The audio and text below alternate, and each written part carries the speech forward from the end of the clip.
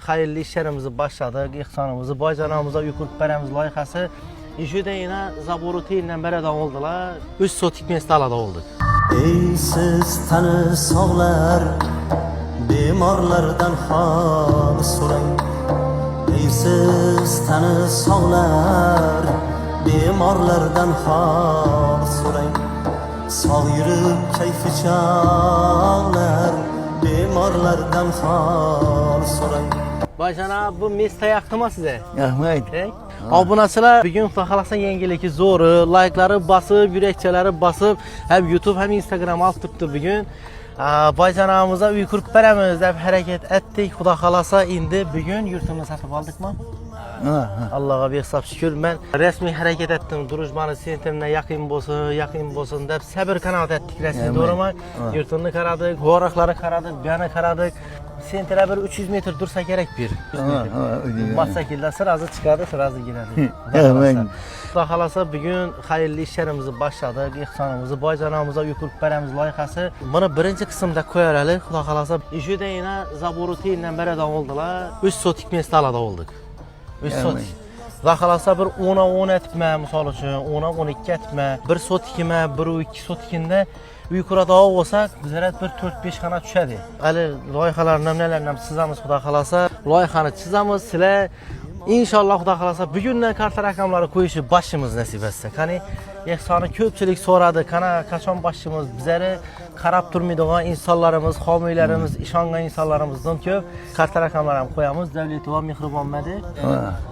O gelin beyimi karta rakamlarını koyup paramız Xuda xalasa. Baba Murat bana Xuda xalasa neçe son düştüğünde koydu, ihsanı açıp paradı.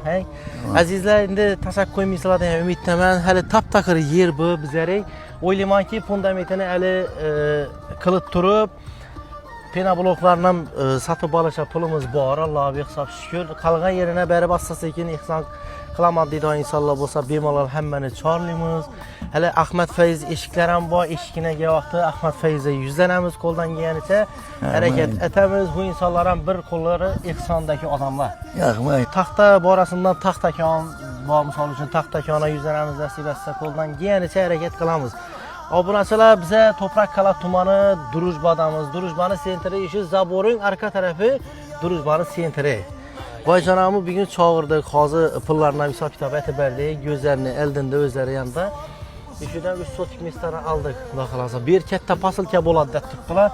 Bir yenə bir öz məlumat aytaman, yenə kimədir gerek bolsa bemalal işidən alıp öyrəsilə səbəbi layıqaları çizilgan, mestalar taxlangan. Bu başdan görüyor olsanız da ucu yükürüş başladılar.